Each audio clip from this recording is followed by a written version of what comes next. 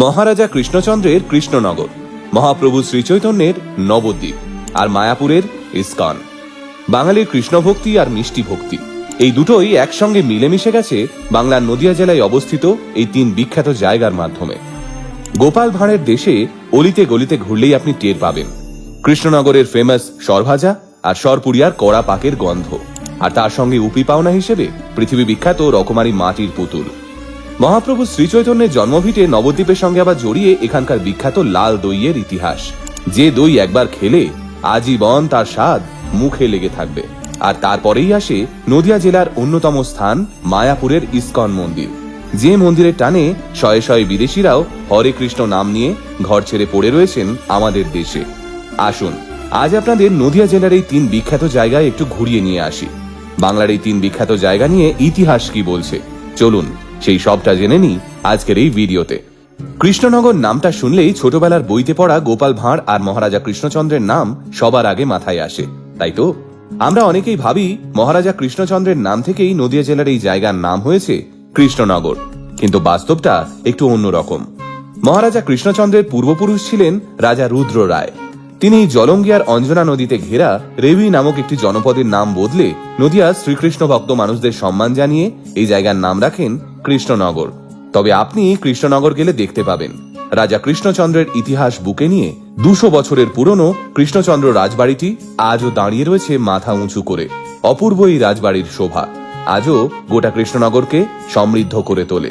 এই রাজবাড়ির বিরাট পুজো মণ্ডপে আজও রীতি মেনে হয় দুর্গাপুজো এবং জগদ্ধাত্রী পুজো।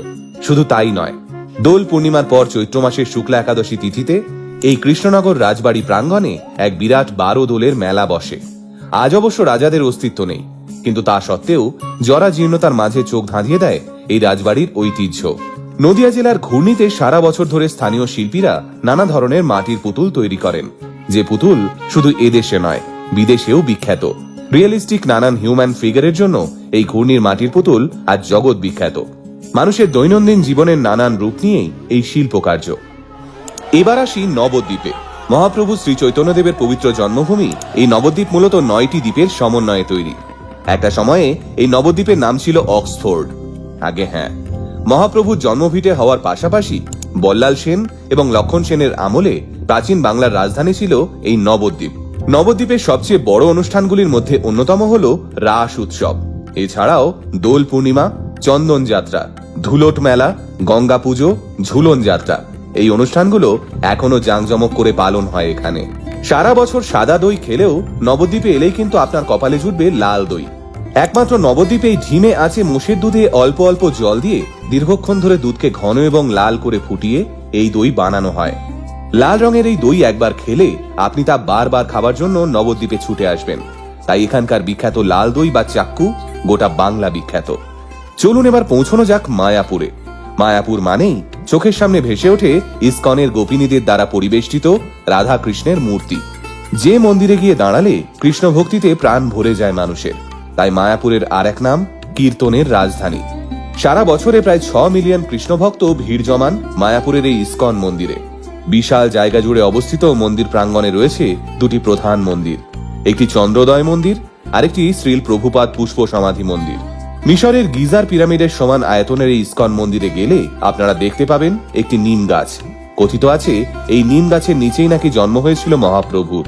এছাড়াও শ্রী চৈতন্য মঠ, গৌড়ীয় মঠ, বল্লাল ঢিবি সহ আরো অজস্র মন্দির আপনি দর্শন করতে পারবেন এখানে গেলে। তাহলে আর দেরি কিসের? এই শীত থাকতে থাকতে একটা ছোট্ট প্ল্যান করে ফেলুন আর 2-3 দিনের ছুটি ম্যানেজ করে কৃষ্ণ নাম নিয়ে বেরিয়ে পড়ুন নদিয়ার এই 3 বিখ্যাত জায়গার উদ্দেশ্যে।